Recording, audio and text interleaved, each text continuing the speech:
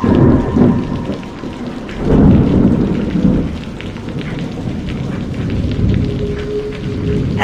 dear listener. Welcome to my channel, where stories are so scary that only the bravest and most fearless can listen. If you are sure that you are brave enough, subscribe to my channel and I will question your bravery. But before you do, let me warn you, these stories are not for the faint of heart. They are not for people who scare easily. They are for people with ice in their veins and darkness in their hearts. If you are one of those people, then I welcome you. Come closer, listen closely, and prepare yourself for the horror that awaits.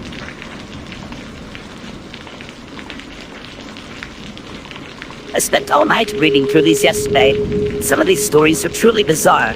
It inspired me to write about an incident that normally I hate to even talk about because it is honestly one of the most disturbing things that I have ever experienced. This all started in January of 2019, so relatively recent. For some background context, I am a young gay man living in a very populated city, so weird things are bound to happen, especially when using the gay dating app Grindr. I'm sure you've all heard of it. When this started, I was living in a biggish city in northern Florida, but had plans to move the next week. My two friends had come down to celebrate my moving away and also one of their birthdays. We hung out in my city for a day and then drove to Miami together. It was a lot of fun for the most part, but the story begins on the last day of my vacationing there. We were at a brunch place, preparing to say goodbye to the city and drive back home so I could pack my things and relocate to where I live now. And I received a notification from Grindr, saying that I had received a new message. I opened it up and the message simply said, "Hi," or something of the sort. It was from a blank profile, and it said it was sent using a feature called Explore, meaning this person wasn't located in Miami but lived elsewhere. I replied, not minding the faceless profile because a lot of men on that app are not open with their sexuality and might not want to take a risk of people in their actual life finding out about them. We make small talk, exchange names and such, and he seemed like a really nice person. He eventually sent me a few pictures of him, and he was very attractive looking. He asked me for my number, and I was so flustered by Miami and saying goodbye to our temporary friends that I just gave it to him without thinking about what could have come of it. And I regret this dearly. We texted over the next few days, and things seemed pretty normal. We talked a lot, just casual chit-chat, asking about our careers, goals, etc. Nothing strange. And then I noticed a notification from the Cash app that I had received $100 from a random username that I didn't recognize. The memo was an eggplant emoji. Gross. I was so confused and started texting my friends, telling them how a random person had just accidentally sent me $100, and how he'd have to keep sending me more in order to ask me to return it because he could only communicate with someone on the app if it includes a payment. We got a laugh about this, and I decided just to return the money because I would be really upset if I was on the other end of the equation and I had just graciously donated that amount of money to a random person. Before I was able to do that, though, my new Grindr friend texted me and said, "Don't ask me for any more. That's all I can give you. I will block you if you ask me to send you more." I was confused. I had never asked this man for money. I have no idea how he even got my Cash App username. I know you can look people up using their phone numbers, but I hadn't even linked my new phone number to that app yet. I replied asking him how he got my information, but he wouldn't say anything about it. I guess I just dropped it because, free money, and I'm an idiot for that. Time goes on and things are getting a little weird between our texts. He begins asking me to send him pictures of my feet, which in and itself isn't weird. I don't like to kink shame, but something just felt very off about him at this point. It's as if I was talking to a new person. I tell him that he needs to calm down a bit and that this is getting uncomfortable for me, to which he agrees. Time goes by and eventually he insinuates that I should move back to Florida, to the city where he was located so that he could take care of me. I firmly decline, which he says, "Well, and then I will come to you." At this point, my alarm bells are going off, and I'm thinking, I've got to put an end to this. I don't reply right away, and He tells me he's always wanted to come to my current city. What? How do you know where I live? I didn't give him any of my social media, and even if I had, there's no way he could have known because I intentionally withheld any information online about me relocating, as I was tired of everyone knowing my business. I have always had my location on Grindr set to off, so he couldn't see where I was or even how many miles away I was from him. I told him that at this point, he needs to leave me alone and that I didn't wish to talk to him. I didn't block him though because I was starting to get paranoid and wanted to have a record of the things he would continue to say in case things got super weird, which, of course, it did. First, he told me he was sorry for lying and sent me a few pictures of what is actually him. I hate to sound like a jerk, but something was seriously off with the way this person looked. Almost every picture had a very big, disturbing, ecstatic smile and big, wide eyes staring directly into the camera, very close up. He was probably in his 30s and looked like he didn't care for himself very well. His skin was uneven and gray, and had a short beard that looked like it hadn't had maintenance at all, if that makes any sense. One of them looks like it might have been an accident because his face was blurry and he was angrily just staring into the camera with a hateful, evil expression on his face. He also sent me one of his mouth, but only his big smile pictured. Nothing else was in it. There were pictures of his apartment as well, and it looked almost empty other than a small table with a photograph of unknown people in it. Also, a fire hydrant was there. It was all very weird. I didn't reply to these, and that resulted in a string of angry texts from him telling me he wished he'd never met me and that he hates me. Throughout all of the weird, uncomfortable, and filthy texts he sent me, there are a few exceptionally disturbing things. He sent me a link to his YouTube page, which I did end up viewing, and the videos were literally just him talking to himself and making jokes to himself. There were 10 plus of them, and I was the first viewer, although they'd been up for months.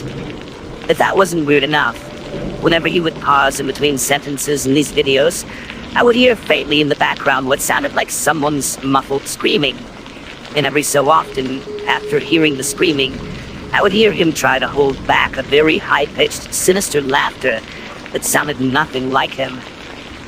I could tell from the sound quality that it was something this man was producing and not a bystander. I also don't think he has many friends. Most of these videos have since been deleted, and I don't know why. I write poetry, and at some point he was begging me to send him poetry.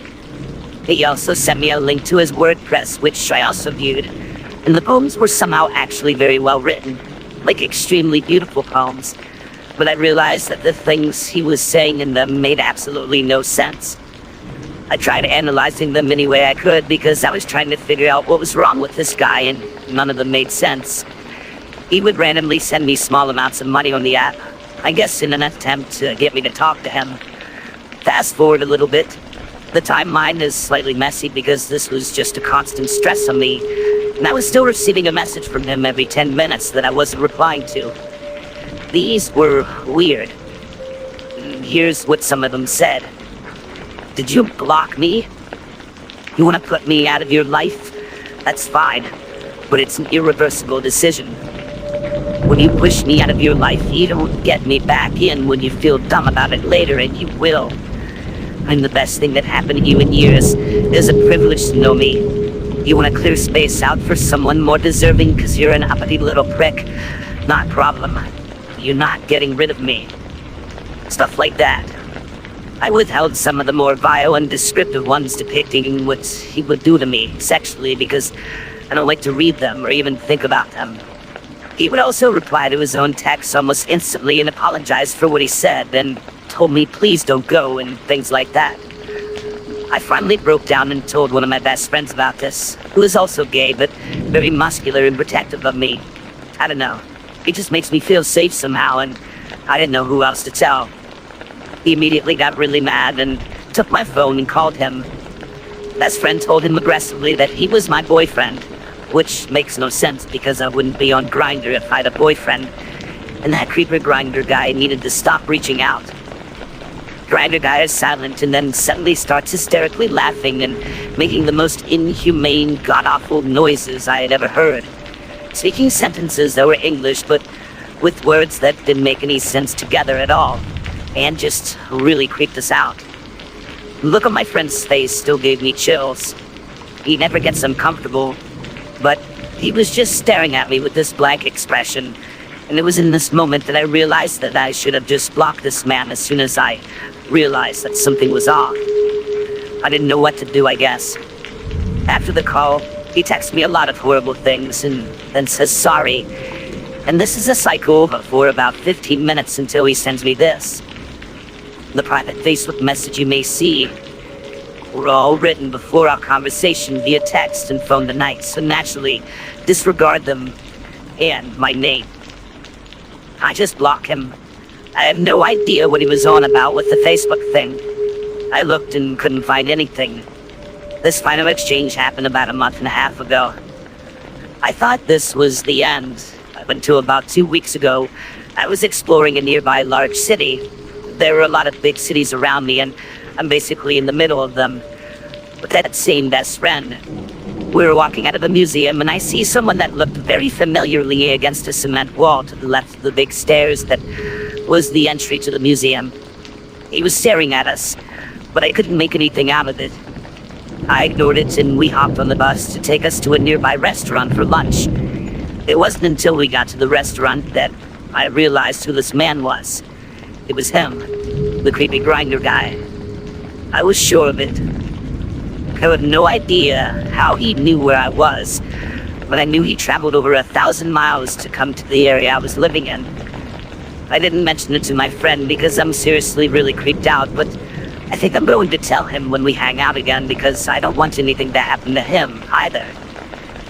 Luckily, I'm moving again in a few weeks. This time, very, very far away. I'm considering taking this all to the police, but I don't know if I really have options. This has been the weirdest and most uncomfortable experience of my life.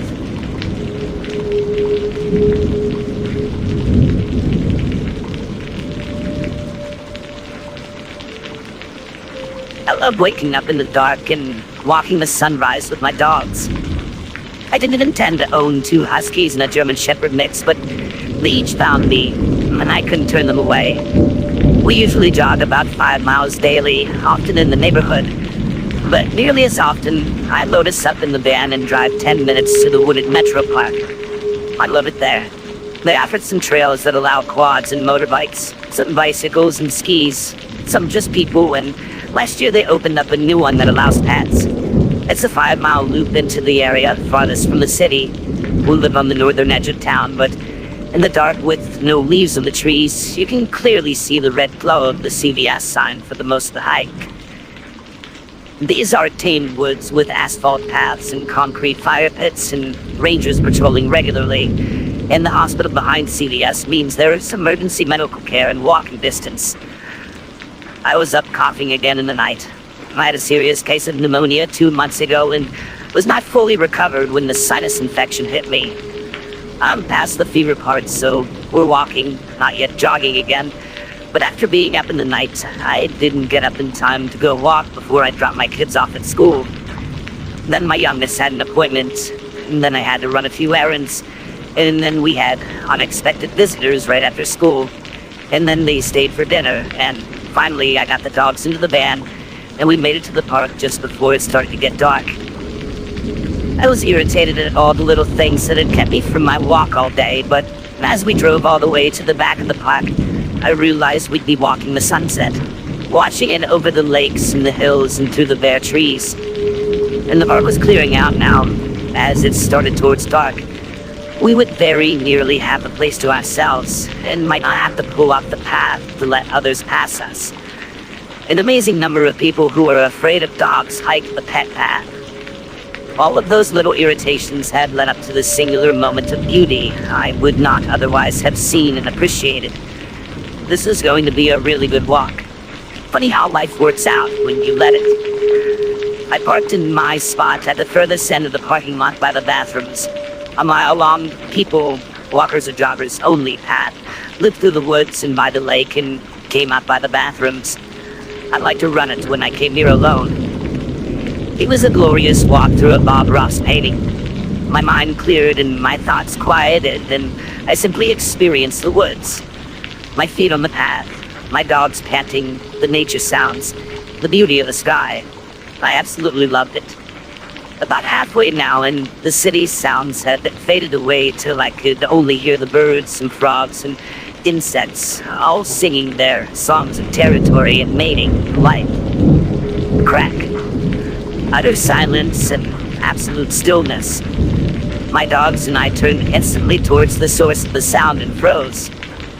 Behind us and to the right, the sound had come from the crest of a hill. I could see nothing and heard only the dogs panting. I waited for the nature's sounds to return, and they did not.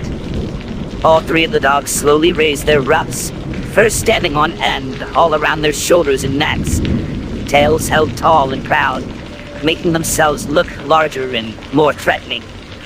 I took a step towards them, and the female husky, the leader of my little pack, instantly put her ears back and her head down and pulled me down the path. All three of them left their tails and ruffs up, but the two males also put ears back and heads down and began to pull me, so off we went. The woods were still silent.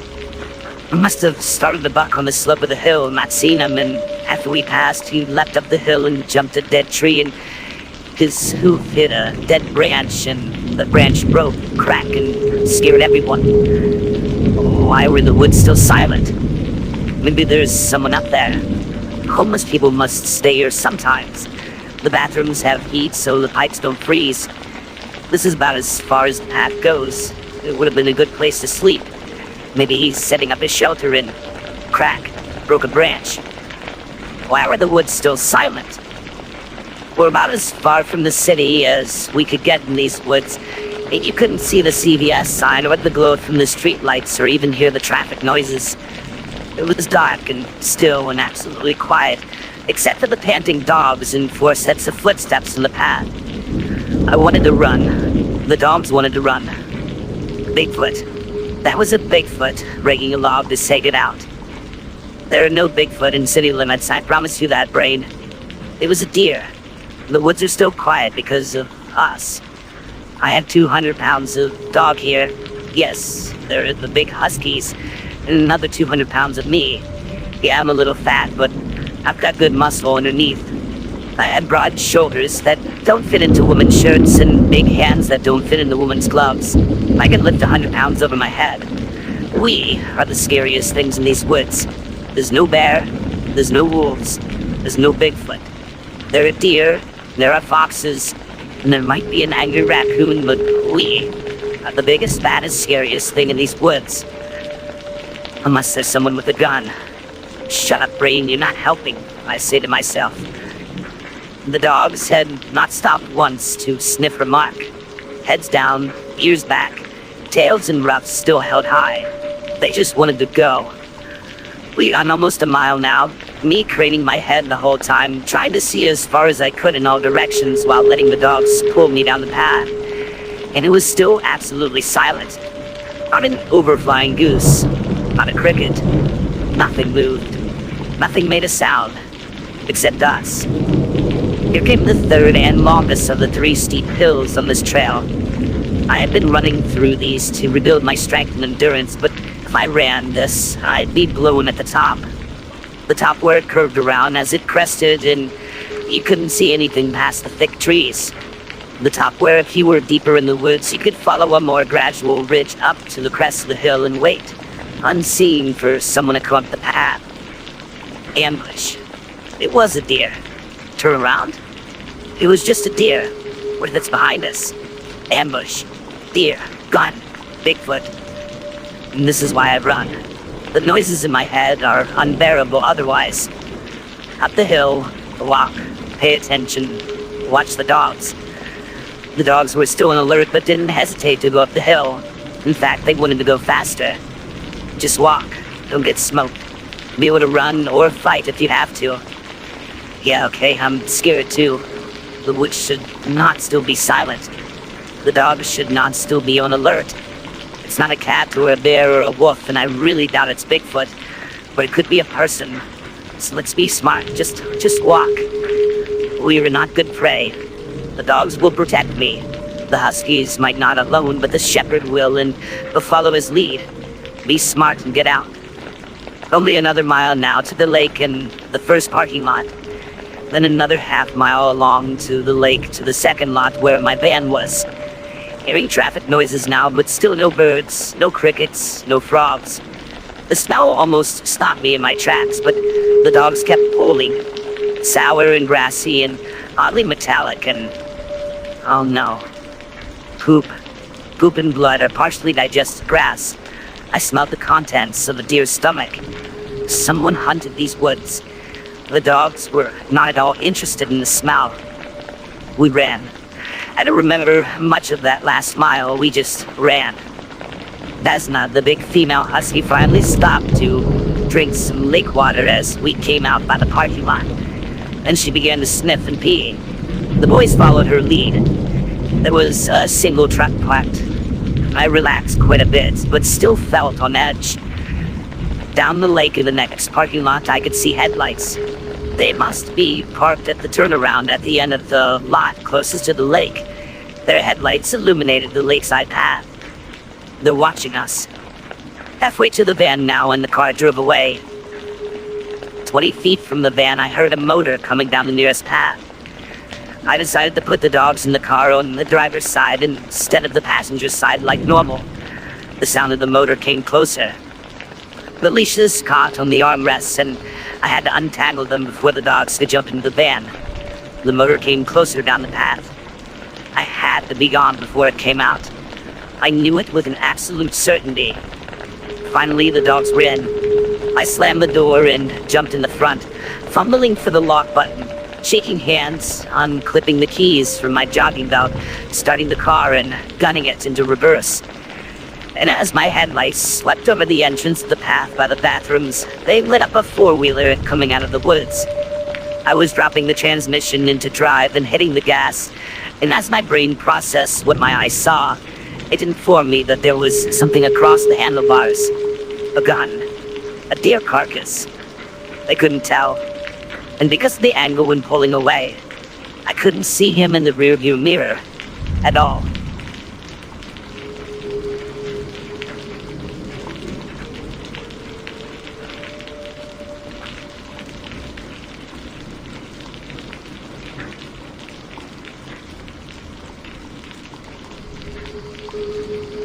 This story happened 3 years ago. I, Marcus, was 21 at that time and just finished my basic training in the Army. It was the first time in 3 months that I was at home, and of course I felt like a super hardcore war machine. The first day at home, the annual fun fair took place in our village, but honestly I just wanted to go to sleep, so I refused when my friends asked me to go drink with them. I went to bed at 2 p.m. right after my arrival and slept about 4 hours until my ringing phone woke me up. I looked at the display and saw that Marie, my ex-girlfriend, was calling.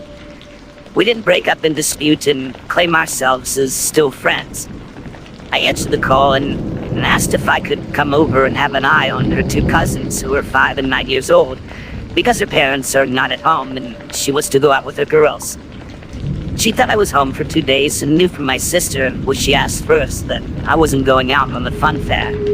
And even though she apologized and said I should stay home after I told her that I was home since today, I agreed and walked over to her house, which was only 10 minutes away.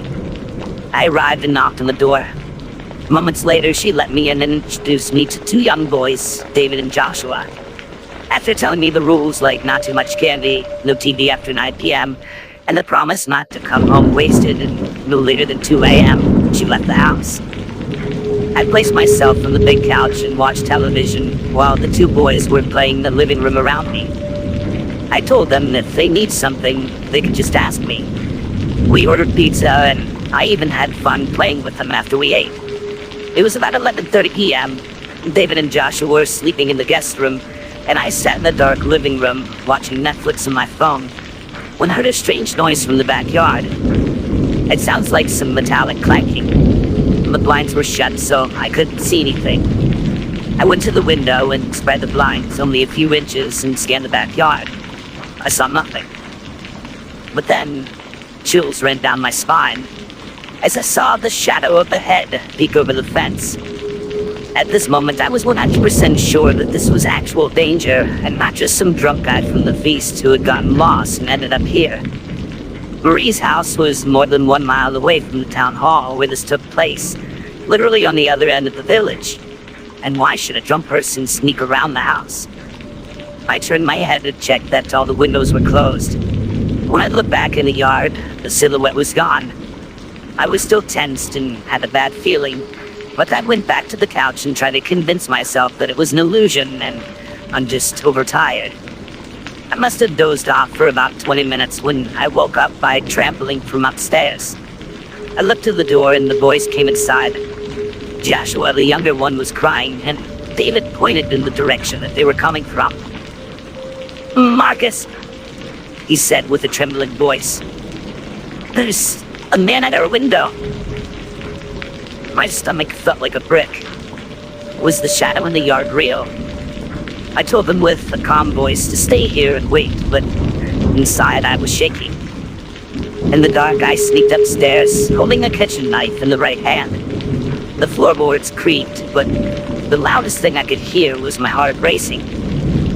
The door to the guest room was slightly open, and I could look inside and see the bed, which was slightly illuminated by the shine of the moon. The sheets were crumpled. David and Joshua clearly left in a hurry. A little breeze of cold air came towards me, and my worst fear had come true. The window was open. My hands were shaking as I pushed open the door easily. I stand in the doorway and wasn't able to move inside. "You coward," I whispered to myself. After a minute of standing there like a statue and staring in the room, I made a step forward. I searched around and under the bed. Nothing. I opened the closet. Nothing. A bit relieved, my plan was to check on the other rooms. I went out to the hall again, walking slowly along the wooden floor, and grabbed the door handle of the bathroom. I wanted to push it open, but in that moment, someone from the other side was pulling it and literally dragged me inside. I stumbled forward, and the next second, I stand face to face with a black-dressed, masked man. I almost soiled myself in that moment. We stared at each other for maybe 3 seconds before he pushed me back against the opposite wall and ran downstairs. I dropped the knife. It took me a few seconds to realize what just happened. I hear the kids screaming in fear. I got up, rushed to the stairs when the sound of shattering glass filled the house. He tried to escape through the front door, but it was locked, and I guess in his panic rage, threw something through the big window in the living room, tearing apart the blinds, and somehow made it outside. I chased him into the yard, where he jumped up at the fence by using a garden chair as a step. I looked over the fence and saw him sprinting into the nearby woods. Back inside, I called the police and tried to calm the boys. As the officers searched around the house, they found a ladder outside the fence.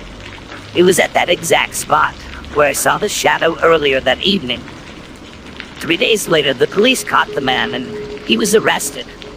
They informed us that he was a wanted criminal who had recently kidnapped and ended the lives of 5 children in the last 2 years.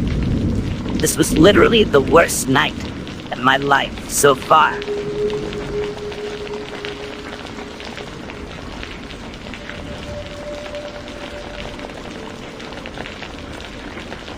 Let me preface this horrifying reiteration by stating that I was a 19-year-old female college student attending a rural university in Pennsylvania. I am also a quadriplegic and, as a result, use a wheelchair. It was one warm spring afternoon in the rural college town where I was currently staying. I had just restarted my studies after taking a semester off to recover after a devastating infection had ravaged my spinal cord, deadening the nerves in the base of my neck, leaving me with no use of my legs and weak hands. I was struggling to adapt to my new lifestyle, and if you're from the north, you know that there is no such thing as flat when it comes to landscape. My campus was teeming with hills and frost-wedged pavers, which made navigating the terrain all the more cumbersome. This is relevant, so bear with me. I just made it to a particularly tumultuous hill, which always gave my arms a good workout when I stopped to gather myself before ascending. About halfway up, I had to turn sideways to keep from rolling back and catch my breath. Out of what seemed to be nowhere, a thin, bronze-haired boy appeared. "Hey there, you need help? You look a little worn out," he asked. I sucked some air and nodded, grateful for his offer. He grabbed the push handles of my chair and began to push me to the top of the hill. "It really is a shame that you have to do this alone. Being in a wheelchair can't be easy, but you make it look good," he quipped, still pushing. Thank you, I think," I replied, kind of annoyed. "Oh, I didn't mean it in that way. Pardon me. I just think you're beautiful," he said apologetically. I nodded a thank you and pointed to the building to my left. "I can take it from here. I didn't get your name." "Brian. Sophomore philosophy major," he responded, smiling. "I can take you to your classroom. I don't want you to wear yourself out before you go back to your apartment." My face flushed and I turned to look at him. "Ryan, forgive me, but how did he know I live in an apartment?" His face twisted a sort of stifled grin mixed with regret. "Oh, I've seen you come out of the square a few times, that's all." I turned away and without offering a farewell, made my way to class unassisted. Here's the thing. Ryan couldn't have known I lived in the square. Local, but not very local apartment complex. Why? I didn't wheel from there to campus. It was too far. I always got a ride with a friend, Lacey, and she always picked me up in the parking lot behind the building, which was away from the street view. The only way Ryan could have known that I lived there was if he lived there himself. Or if he just so conveniently had been in that parking lot when Lacey picked me up. Breathe. Why on earth would some random follow a crippled girl around? I wheeled to my class and for the next 2 hours sat in a haze. When class was over, to my surprise, who but Ryan, the philosophy major, waltzed into the room. "Hey there. I figured you'd be done by now and wanted to see if you needed any help getting to your apartment." "Which apartment number are you? Maybe I could come by and we could study," I asked. "Oh, I live on campus, but it's probably better you don't come over. My roommate is a little bit messy," he replied, visibly nervous. "I'm sorry, I just thought that you might want to hang out. Besides pushing me around, because of what you said." I do. I just don't think we should hang out at my place. Maybe yours," he said flirtatiously. Well, I did not think that one through. "Tonight isn't a good night. I have voice coaching, but maybe tomorrow," I squeaked. I was so nervous, I knew I messed up big time and there was no coming back. I'm not the type to really say no, and this was and will be my undoing. He agreed, but ended with something that will haunt my dreams for eternity. "Apartment 109, right? One with 2 peepholes and the butterfly art in the window?" I was absolutely floored.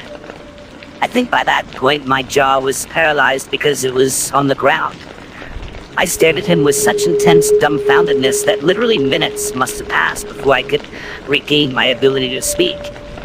I mean, I didn't. I just stared at him. "I'll take that as a yes. See you tomorrow." He turned to leave and I, by the grace of all things holy, happened to notice that he left his stack of textbooks on the desk next to me. I grabbed them, being the nice girl that I try to be, and set them on my lap to take home so I could give them to him tomorrow.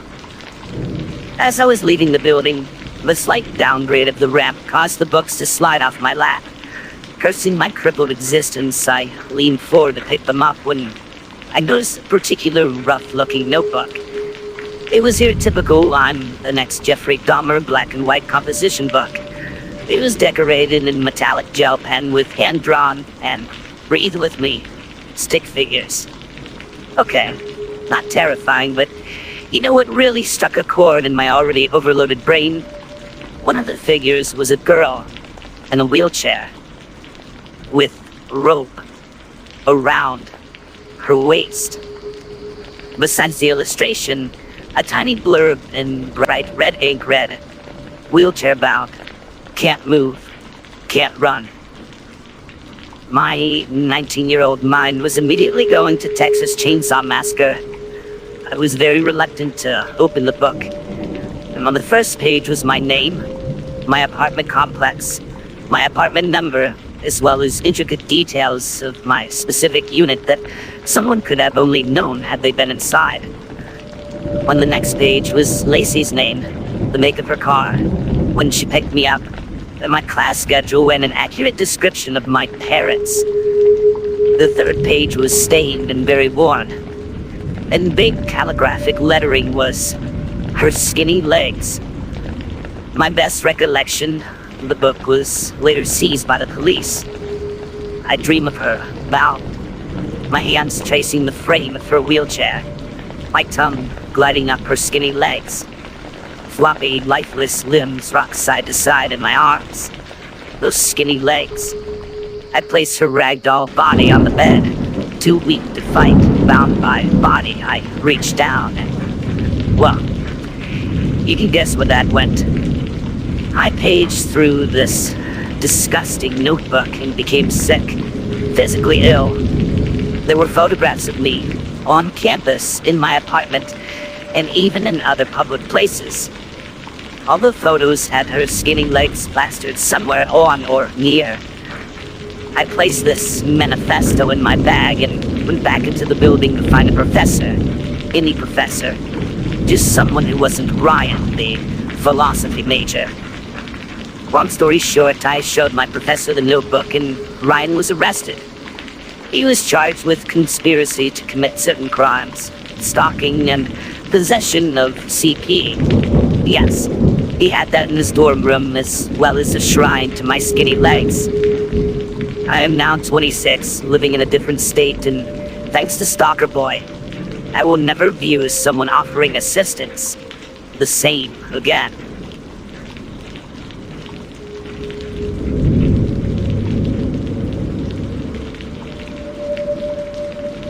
I'm writing this here to raise awareness of how normalized harassment has become, because this story was dismissed by anyone I did tell it to. I was waiting at the interchange, collection of bus stops, which had about 6 people already there at my stand. I had just finished a 7-hour day at college and desperately wanted to go home. It was about 4:30-ish and the bus wouldn't arrive until 4:50. I didn't really pay attention to the people other than a teenage girl who was experiencing an anxiety attack, which is only relevant as it was the reason for why I spoke to the man sat across from me. He seemed like your average white dude. He looked about 30, was missing a tooth, and whom I noticed kept looking up from his phone at me. This man moved seats to sit next to me and began to ask questions like, "What's your name?" and "What college do you go to?" I couldn't lie, as my lanyard around my neck literally gave him the information he was asking about. It was a conversation I had had with random people who had sparked conversation with me during the short bus journeys, so I answered him, not thinking much about it and holding my phone in my lap. He quickly changed the subject and began asking about intimate details about my relationships and whether I had a boyfriend, which stupid 16-year-old me replied, no. I ignored the weird questions about my body count, as it was definitely something that set off an alarm bell, and I did not feel comfortable talking to a complete stranger about it. In doing this, he started commenting on my body and looks, saying that any guy would be lucky to be my boyfriend, and reached up to touch my nose piercing. This obviously made me uncomfortable, and I brushed the weird comments off with thanks. He didn't stop with the comments and began to compare me to his celebrity crushes. Allison from Pretty Little Liars. Pretty weird for a 30-year-old to crush on a teen and ask how tall I was. I replied with my 5'6", and he said they didn't believe me. He proceeded to grab my arm and pull me up, making me stand up in front of him. I was surprised that he even laid a finger on me, especially with witnesses around, and I looked at him. He was looking me up and down, so I sat down immediately. I checked my phone to see that the time was 4:38. I had to sit at that bus stop for 12 more minutes with this guy asking me uncomfortable questions and touching me. We didn't talk for a few minutes, and I breathed a sigh of relief, thinking it was over and that he had finally decided to leave me alone. Nope. Do you want to get out of here? He asked. I'm gonna go smoke with my friends. You should come. I shook my head and told him I had to go home so I could go to work. That was a fat lie and also a big mistake. He asked where I worked, and I lied and told him that I worked at McDonald's. I thought he didn't believe me as he paused for a few seconds, but then said, that's a shame. We should meet up again soon, though. I gave him a weak smile and nodded. Keep in mind that this man is twice my age, telling me that I'm his type and asking me to smoke with him. He then asked about meeting me over the weekend, but I told him I would be in a different part of the country to visit a family member. Another lie. Fair enough. You're gonna be in this town on Monday. I knew I couldn't lie about it. He knows I attend the college in that said town, so I said yes, but stated that it was only for education reasons. By some miracle, the bus came. I then realized that I know I'd be stuck on this bus with this strange man who would now roughly know where I lived. I began to internally panic, looking around for literally anyone that could separate this man from me. I had moved towards the bus and was now stood up. He had followed and was in front of me, still talking and still moving closer. He took any opportunity he could to place his hand on my arm or on my face. By this time, I was full-on shaking. I was terrified about telling this man to leave me alone. If he was bold enough to touch me in public, I had no idea what he'd do if I finally put an end to it. I noticed a woman glancing over at him and then at me, before walking over and taking his attention away from me. I took this opportunity to back away and could no longer hear the conversation she was having with him. He walked back over to me and said, "We'll meet again," before wrapping his arms around me without my consent and then walking away. The woman double-checked that I was okay and even sat next to me on the bus, telling me that she had been listening into what he had been saying to me and was watching his actions.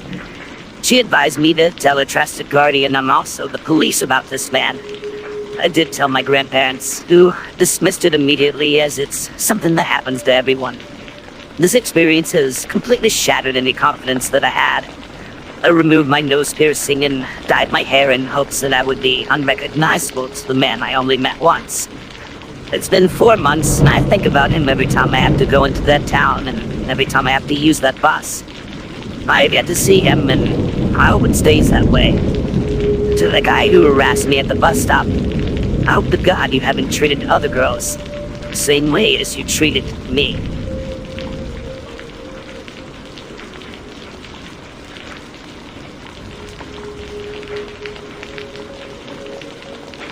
I'm a 17-year-old girl, and I'm used to seeing and hearing things, but this weird experience, it just has me freaking out. So I wake up, and then my room just feels off. Very weird. And then I hear someone calling my name over and over again, sounding like a little girl's voice. Obviously, I'm super confused by this, because I'm the youngest of my siblings, so I sit up in my bed and turn around to where the voice came from, and I only had time to see blonde hair and a blue dress, because she starts to just speed towards me, and I just shove my face into my bed because I'm terrified. I have seen those before, but this felt different. And then I feel someone walking on my bed, and I hear that same voice, but now it sounds confused and maybe even worried. I keep my head down. Then it gets cold, incredibly cold. I start to shake because it's so cold, and I feel someone shaking me, and that voice calling my name over and over again. I feel like crying, and like I'm about to have a panic attack. And then it just disappeared. And I feel like I'm not alone, like someone is watching me. So I check my phone, and it's 6 in the morning. I look around the room and whisper myself, what was that?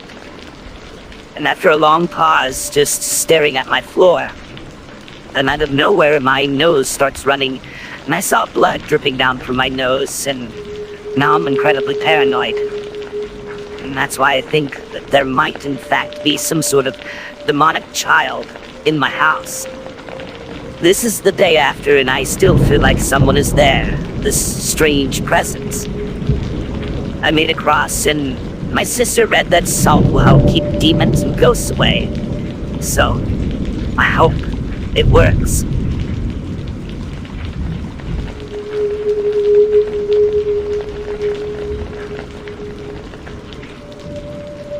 Growing up, my father had a job delivering newspapers. Some of my earliest memories were going with him on the paper routes, and that is where I got my love for 80s meadow and the peace of nightfall and nature. He did home delivery as well as deliver to businesses and even a hospital. And this is where the story begins. I remember it's just a typical night delivering papers. The sky was starry, the moon was bright, and I believe it was a warmer month, possibly April. I remember we pulled up to the hospital to get out and deliver the bundles of papers. I was maybe 12 or 13 at the time, and I'd always felt anxious around and in hospitals. To paint a picture, there is a smaller hospital, and there is a ramp on one side for emergency vehicles, and another that goes around where you can enter in a non-emergency fashion. We had to go through 2 hospital double doors, and as we get there, I couldn't believe my eyes. The doors opened and then closed by themselves. There were flashing lights coming from the inside, almost as if the fire alarm was triggered. However, there were no sounds as a normal, traditional fire alarm, just flashing lights. I looked down, and there is a small area where you can just see the doors, and that's when I saw it. 2 legs of what looked to be from a little girl, maybe 8 or so. I don't remember past this part because I was so terrified. I don't remember the reaction of my dad or if he even saw what I was seeing. I never did ask him. It's like time froze at that point. To this day, and as I type this, I have no recollection of what happened after that. I assume we dropped the bundle off and left, but I don't really know. This is something I've contemplated on posting on here for a while. I can't explain what I saw that night, and some people might not believe me, but I assure you this is a true story. I went on the paper routes most nights since then, and mostly were all normal nights, but that night, I will never forget.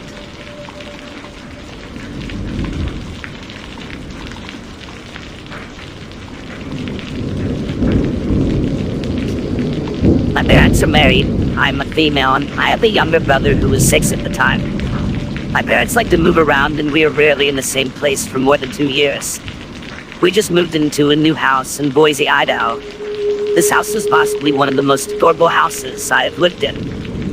To understand this story, you have to know the layout. When you walk in the front door, right in front of you was the kitchen, and the back door to the backyard. To the left, you had the living room, and to the right, you had the staircase to the basement and a hallway. If you walk down the hallway on your left is the small bathroom, and farther down, there is my little brother's room and my parents' room. If you go down into the basement, you could either take a right or a left, but we had one of those circle basements where you could walk completely around it. If you take a left, you would get into the TV room and the door to our 2-car garage. Continue walking and you will get into our playroom, and connecting to this is my bathroom. There is a door on the left that leads to the playroom and a door on the right that leads to the right hallway. Right across from the right door, there is our unfinished laundry room and shower. And farther down that hallway is my room. If you continue down that hallway, you would end up back at my stairs. So now we get into the story. When we moved in, I claimed the downstairs room and my brother claimed the upstairs room. Everything was fine for the first few weeks, but for some reason, I refused to sleep in my room because when I was down there, I would see orbs and feel a presence standing over me.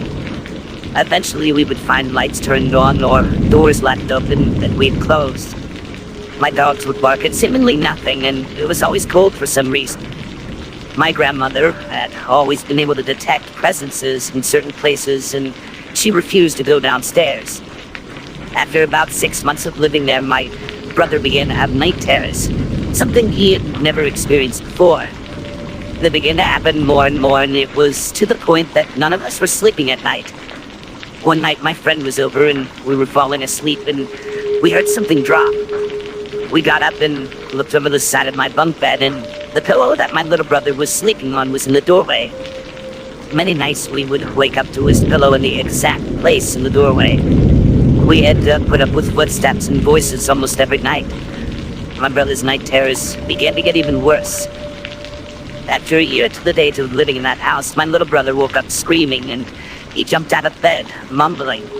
My mom and I were asking him if he could hear me, with no response, until he screamed, "Yes, I can hear you," and began to punch a hole in the wall. Our wall was very hard, and my brother was a skinny 6-year-old, and there was no way he should have had the strength to break this wall. He began to shake and continued to repeat, "It's gonna blow up. It's counting down." He repeated this for at least 5 minutes until his eyes unglazed and he just fell asleep. This became a weekly occurrence, and each time he wouldn't remember what happened. His anger was through the roof, and he was constantly screaming, hitting, and kicking objects and people, threatening to hurt himself. One time he chased me with a butcher's knife because I accidentally spilled water on his t-shirt.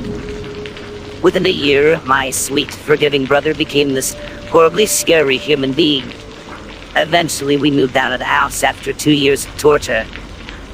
Recently, I brought up this story with my grandma, and she told me she went to see a psychic, and the psychic told her that there was a spirit of an angry soldier attached to my younger brother. She did some research on my house, and she found out that the entire neighborhood that I lived in was once a camp for sick and dying soldiers during the French-Indian War, and that my neighborhood was notorious for paranormal activity. It also was home to a fire station and a retirement home. Now, 4 years later, I'm now 14 and my brother, he's 11. He still remembers nothing and he doesn't have night terrors anymore, but still has anger problems. Me, this still terrorizes my dreams, and I can't go back in that neighborhood without getting the chills. My mom and grandma refuse to talk about that house, and I feel there is more. I don't know.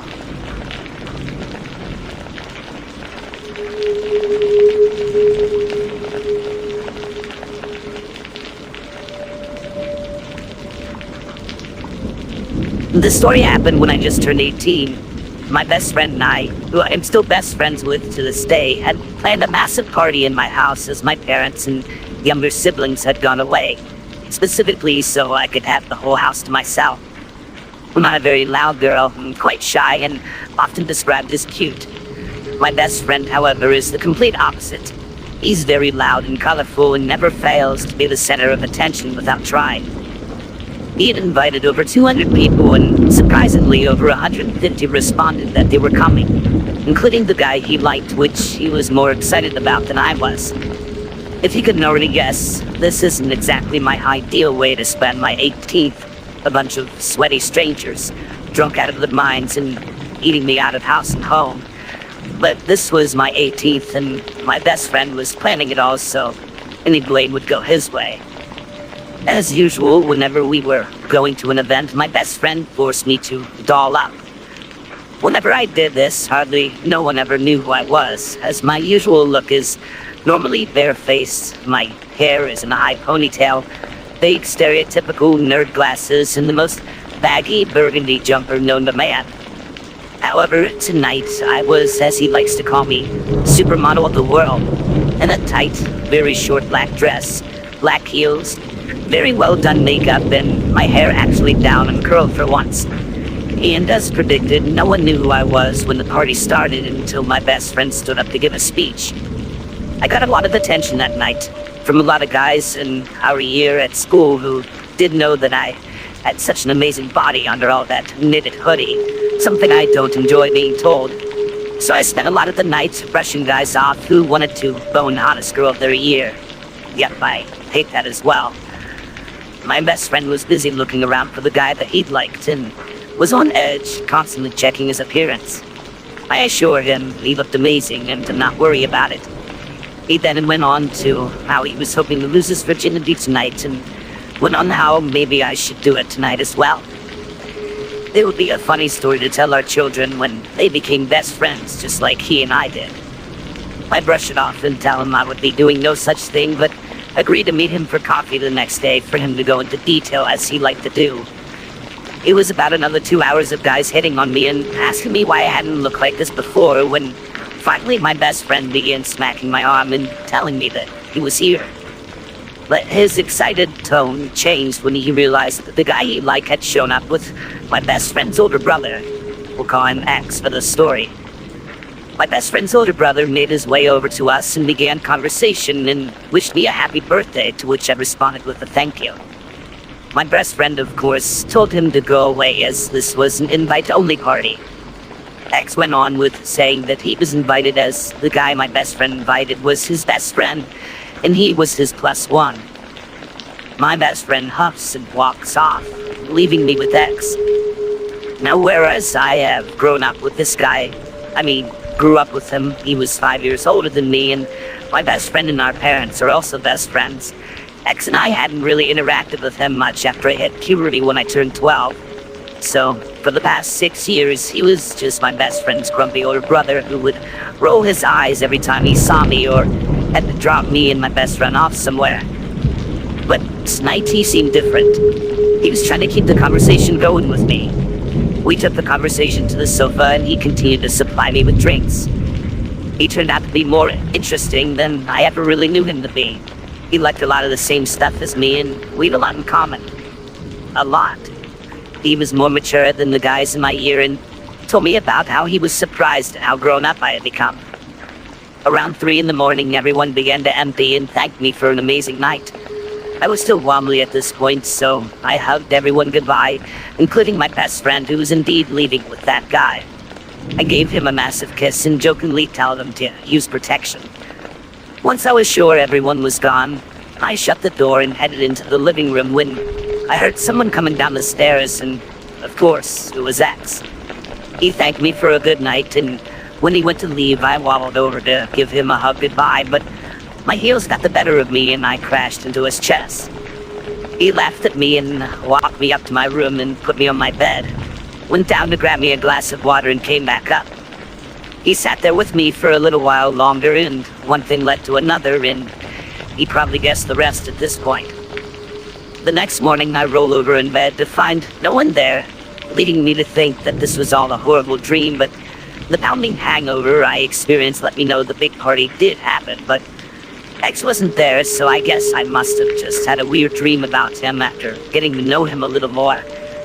But as I get up and wriggle into my oversized nightshirt and head downstairs, to find X in the kitchen making coffee, I scream a little at this as he scared the life out of me.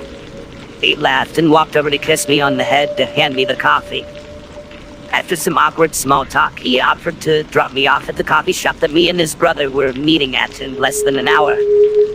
I declined, but he insisted and dropped me off. My best friend went into detail and I had to explain what happened between me and X that night. He was surprised, but then went on to say how his brother hadn't been with anyone for about 4 years.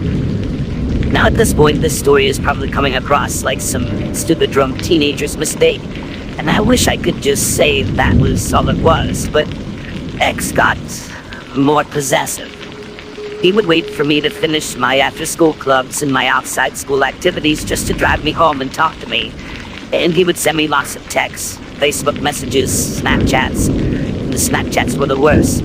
He would send me dirty messages and pictures that I really didn't want to see, calling me baby and his girl, about how he liked me for years and every woman that he had been with was nothing compared to me. I was the woman of his dreams and I was going to be all of his. And about how he was happy. He was the only man I had ever been with, as he knew I was saving myself for him. I couldn't tell anyone, and I couldn't tell my best friend in fear of ruining our friendship. He had been understanding before, as he saw how many drinks I had had that night. I tried to politely explain to X that I wasn't interested in how he was my best friend's brother, and what happened that night shouldn't have happened. He brushed it off and went on with his behavior and went as far as changing his profile picture of a photo of me and him from the 18th and a caption of "my beautiful girl." to which everyone was loving, and it got over 200 likes on it, and everyone saying how we were a beautiful couple, including our parents, who commented that they didn't even know that we were dating. I sent him a message telling him to take it down, as he and I were not dating, and he brushed me off and carried on with calling me his woman and telling everyone that we're together. I decided to block him on everything and tell my best friend everything, who confronted X and tells him to leave me alone. That was 4 years ago. And still best friend with X's brother, and X is still maintaining that I'm the only woman for him. I'm beginning to get the feeling that this is never gonna end. I hope he will find someone one day, but I will never be that woman for him.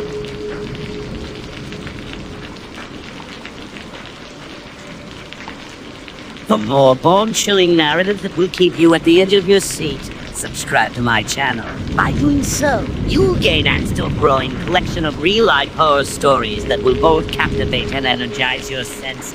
Join the community of fellow enthusiasts, and together, let's explore the eerie unknown. Subscribe now, and prepare for more terrifyingly true tales that will leave you craving more.